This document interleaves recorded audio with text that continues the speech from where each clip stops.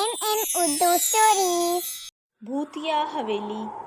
بہت عرصے پہلے کی بات ہے کہ شہر میں ایک فیملی کرائے کے مکان میں رہتی تھی، جس میں شاہ زیب اپنی بیوی آسمہ اور بچوں کے ساتھ رہتا تھا۔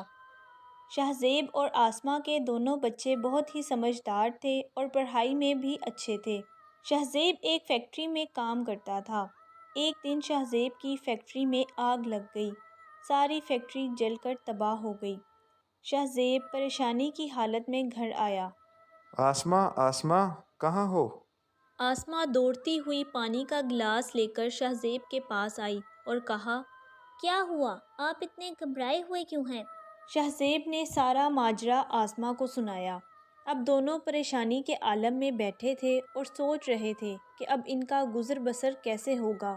اتنے میں ان کی 8 سالہ بیٹی فجر نے پوچھا، کیا ہوا مما؟ بابا آج جلدی کیوں آ گئے؟ 4 سالہ موسیٰ بھی پاس کھڑا دیکھ رہا تھا۔ آسمہ نے بچوں کو بہلایا اور کمرے میں بھیج دیا۔ آسمہ نے پریشانی کے عالم میں اپنی بہن رضیہ کو فون کیا تو رضیہ نے انہیں اپنے گاؤں والے گھر کا بتایا۔ رضیہ نے کہا، ہمارا گاؤں والا گھر کافی عرصے سے بند پڑا ہے، تم لوگ بچوں کو لے کر وہاں چلے جاؤ۔ اس طرح شاہ زیب قریبی اسکول میں نوکری کر لے گا اور تم دونوں کو کرایہ بھی نہیں دینا پڑے گا۔ شاہ زیب اور آسمہ نے گاؤں جانے کا فیصلہ کیا اور بچوں کو لے کر گاؤں چلے گئے۔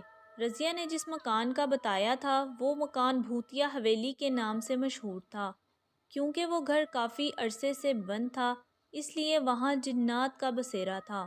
شاہ زیب اور آسمہ کو اس بات پر یقین نہیں تھا، اس لیے انہوں نے بچوں کو اس بارے میں کچھ نہ بتایا اور اپنے روزمرہ کے معاملات میں مصروف ہو گئے۔ اب وہاں موجود جنات کبھی کوئی شرارت کرتے تو کبھی رات کے پہر چلنے پھرنے کی آوازیں آتیں۔ وہ جنات کبھی فجر کو پکارتے فجر، تو کبھی موسیٰ کو آواز دیتے موسیٰ۔ دونوں بچے بہت خوفزدہ ہو گئے اور ساری بات اپنے ماں باپ کو بتائی، لیکن شاہ زیب اور آسمہ نے ان کا یقین نہ کیا۔ آسمہ نے کہا، یہ ضرور تمہارا وہم ہوگا، ایسا کچھ نہیں ہے، جاؤ جا کر سو جاؤ۔ دونوں بچے اپنے کمرے میں سونے چلے گئے۔ آدھی رات کے قریب فجر کی آنکھ کھلی۔ اس نے محسوس کیا کہ کوئی چیخ رہا ہے اور اسے آواز دے رہا ہے، فجر۔ وہ آوازیں چھت سے آ رہی تھیں۔